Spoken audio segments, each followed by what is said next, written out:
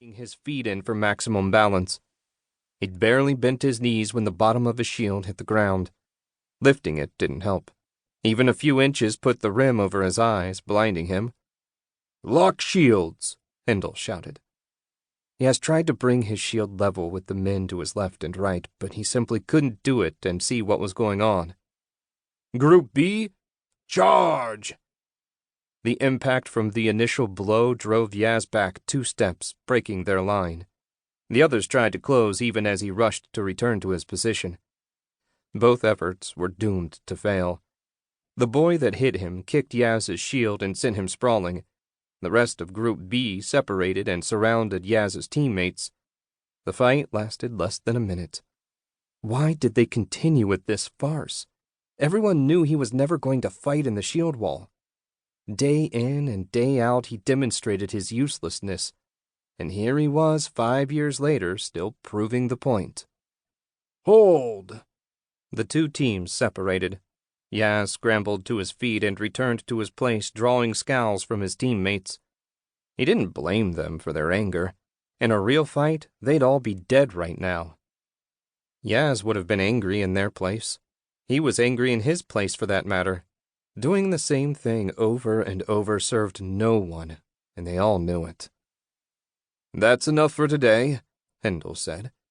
"Yaz, hold back." The rest of the boys ran off to return the gear to the equipment shed so they could get home to whatever chores awaited them. 2 minutes later, Yaz and Master Hindle had the circle to themselves. "I think we've done enough," Master Hindle said. "No one can claim you didn't give it your all, nor can they claim having you in the shield wall would be to the village's benefit. Your training is over, Yazgrim." Relief and disappointment fought in Yaz. On one hand, he was glad to not have to waste his time any further. On the other, all hope of truly joining his peers as an adult in the village was over. Everyone would look at him as less of a man. No matter what else he did or accomplished, if he didn't stand in the line to defend his home when raiders came, he wouldn't be a true man of the village. "Dad's not going to like it," Yaz said, "but he's known this was coming for years.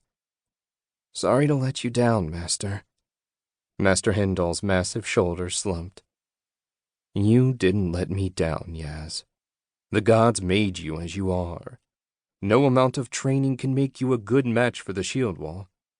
In another time and place, you'd be among the elite archers, a feared and respected warrior.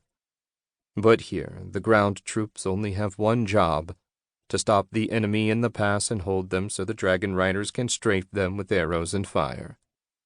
Bows are for hunters, not warriors, at least in this village. No man can say you didn't give it your best, and if they do, you tell me and I'll thump them."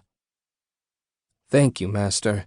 Yaz offered a respectful nod, gathered his gear, and walked slowly to the equipment shed. When he opened the door, the stink of sweat and leather struck him. He quickly hung his shield on its stand and put the training spear in the rack with the others. Time to go home and wash up. He had an appointment at the tower, and the sages wouldn't thank him if he showed up stinking of the ring. Yaz and his parents lived in the biggest house in the village. It wasn't just because Dad was chief. Their home also served as a meeting place for visiting merchants and representatives of the kingdoms that bordered the valley. There were 6 rooms on the first floor, and 4 on the second, including Yaz's bedroom, a luxury only a handful of other village kids could claim. He pushed through the front door, eager to get cleaned up and on his way to the tower. He didn't expect to find anyone home, and he wasn't disappointed. This time of day, Mom was at the tower and Dad out on patrol. Neither of them would return until near dark. Yaz ran around the long wooden table that filled most of the great hall and into the kitchen. Something delicious and savory was cooking in the big stone oven. His mouth watered, but he didn't dare sneak a taste. If he opened the door and let the heat out, it would ruin supper.